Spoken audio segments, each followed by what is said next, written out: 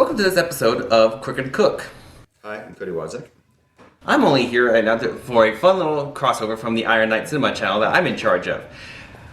We're going to be doing a fun thing where I'm pretty sure we're going to traumatize some children and or go to hell for this. We're going to be cooking Pokemon. And you're wondering, how can we do this? They're not real. You're right. But we have other methods.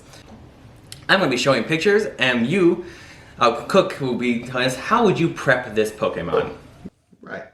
And the thing is, too, it's like I have no idea about the source material. Just throw the ingredients in front of me, and I will see what I can make with it. Now, I've selected 3 from the first generation. Mainly because I haven't watched Pokemon in 20 years, so I know who the first gens are. Our first Pokemon we're going to look at is one of the most common from the first game. Pidgey. Pidgey. So Pidgey, basically, I'm assuming it's a pigeon. What I'm assuming is.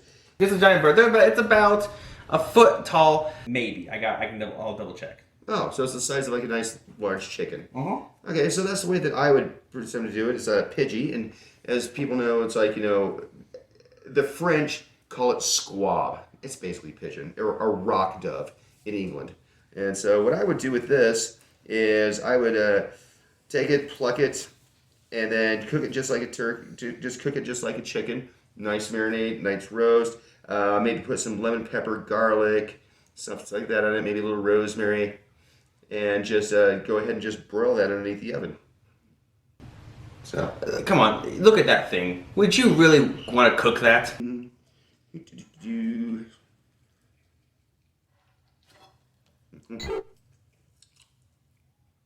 What?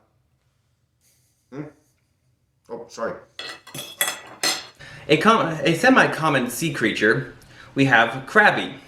Krabby is, I want to say, about 1.5 feet in length. Okay. And 14 pounds. That's the 14-pound creature.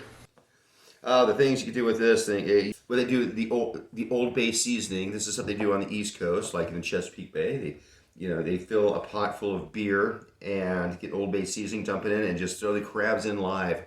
And then you can take the meat apart and do something like a wonderful crab salad with a little bit of mayo, chopped celery, a little bit of crunch to it, like the crab with a K, salad that you get. Crab rangoon wontons. There you go. Crab, cream cheese, wrapped in wonton paper, deep fried. Delicious. Honestly, I'd rather eat a Krabby than a Magikarp. Magikarp. I don't know, man. Fish is good. I mean, there's something to say about, nice raw fish. Delicious.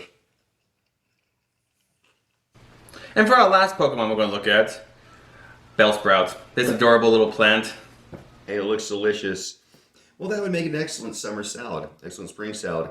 And, if it has a texture and if it has a taste of a radish and a bell pepper, then you can put it on top of all types of salads. I think like a nice spring mix with some vinaigrette and Bellsprout on top of that would just be delicious. Who doesn't love bean sprouts, alfalfa sprouts? Sprouts are delicious.